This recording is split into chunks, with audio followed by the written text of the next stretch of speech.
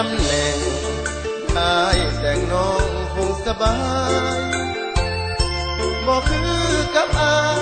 เป็นผู้ชายไร้ปริญญาเป็นสุขเธอน้อ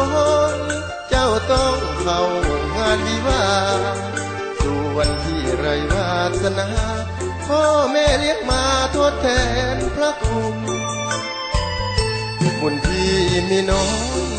ได้แต่คอยให้กำลังใจ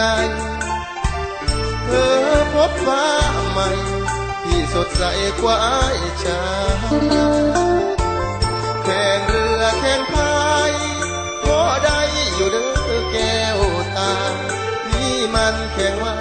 สนาเขามีปริญญาข้าราชการเตรียมตัวแต่งงานเถิดตะวันจะได้กังวล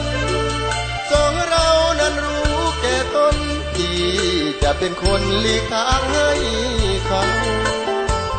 เพื่อวันข้างหน้าให้น้องลาโพจงอดเอาให้ถูกใจสาบ่เท่าพี่น้องของเจ้าสิได้ภูมิใจบ่เป็นหยังดอกน้องลาย่อมแต่งสายาคือน้ำอายเธอตัดสินใจให้มีสุขอย่าทุกข์มนมองที่มันชาวดินฟ้าเมฆินคู่กับหงส์ทองที่ขอแค่เพียงเมื่อมองดูคงลอยล่องเคียงคู่กัน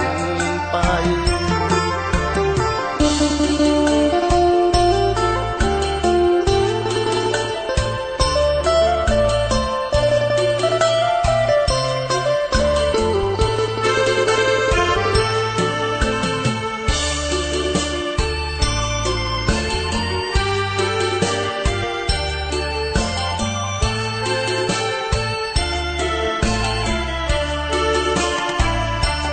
ตัวแต่งงานเถิดตะวั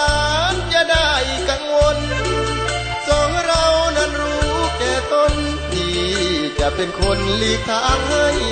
เขาเพื่อวันข้างหน้าให้น้องลาโพจงอดเอาให้ถูกใจสาบ่เท่าพี่น้องของเจ้าสิได้ภูมิใจบ่เป็นหยังดอกน้องลาย่อมแต่งสายาคือน้ำอายเธอตัดสินใจให้มีสุขอย่าทุกข์มนมองที่มันชาวดิน